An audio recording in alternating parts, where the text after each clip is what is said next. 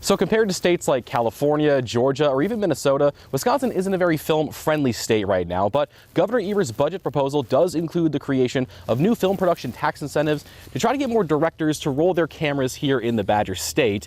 It would also create an Office of Film through the Department of Tourism.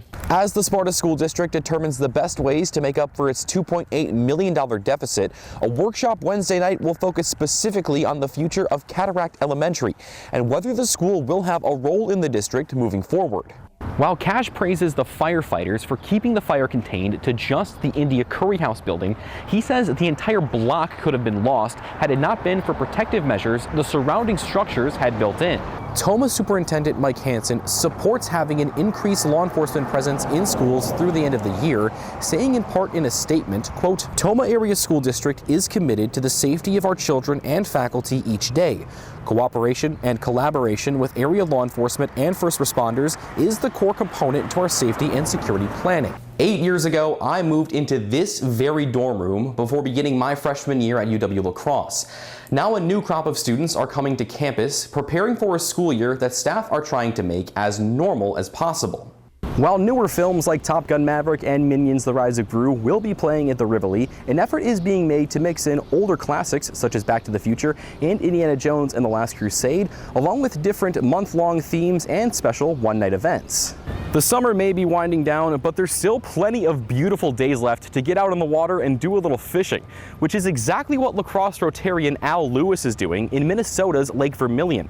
For the 4th consecutive year, Al's Muskie Challenge is raising money to benefit youth in the La Crosse area. Earlier this month, Dr. Amy Van Duren resigned as superintendent of the Sparta Area School District amid harassment allegations. An outside investigation into complaints filed by employees determined Van Duren violated the district's anti-harassment and anti-bullying policies. This October will mark 2 years since the town of Campbell was alerted to possible PFAS contamination in its wells.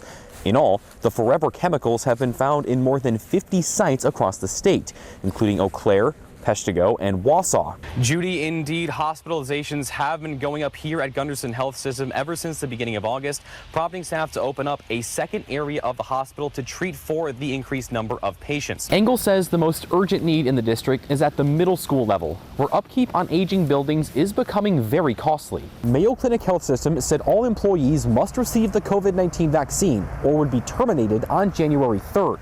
Well, today is that day. But still, some staff continue to protest against Mayo Clinic's mandate. Danielle, I'm standing here on 4th Street in front of what used to be the India Curry House in downtown La Crosse. Now, the building is being completely torn down following a devastating fire, which not only impacted the people living above the restaurant, but also the businesses surrounding it.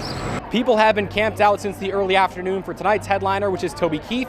Tomorrow night, headliners playing the main stage include Switchfoot, Bare Naked Ladies, and Little Big Town at 10 p.m.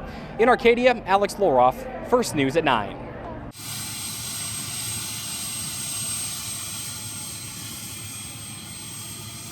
It's a little surreal for a small city like this. That small city being Westby, Wisconsin, a Vernon County community of about 2,300 people that on Thursday hosted our nation's commander-in-chief.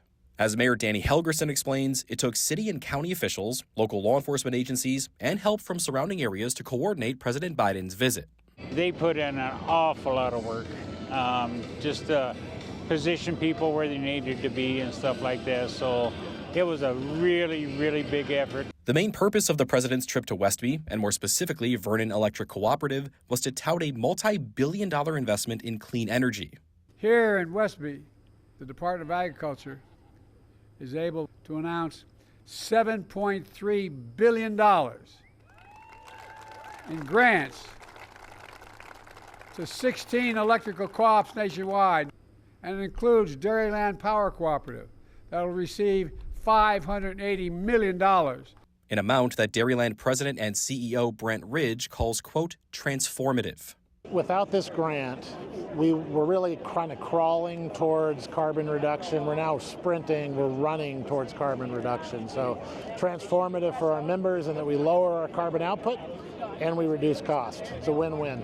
And as the President's motorcade made its way to Vernon Electric Cooperative, it passed this sign for the city of Westby saying, "Old traditions, new opportunities." A quote that Mayor Helgerson says perfectly encapsulates what Thursday meant for the community.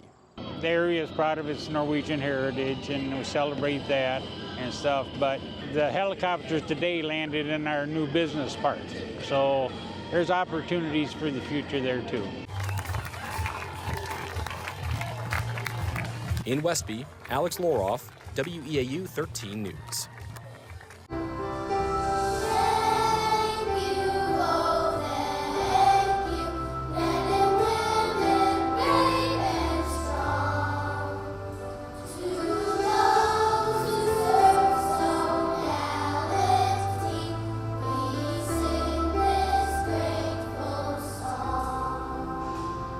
Thank you for your service. The phrase rings out throughout the day as nearly 100 veterans embark on a trip from La Crosse to Washington, D.C.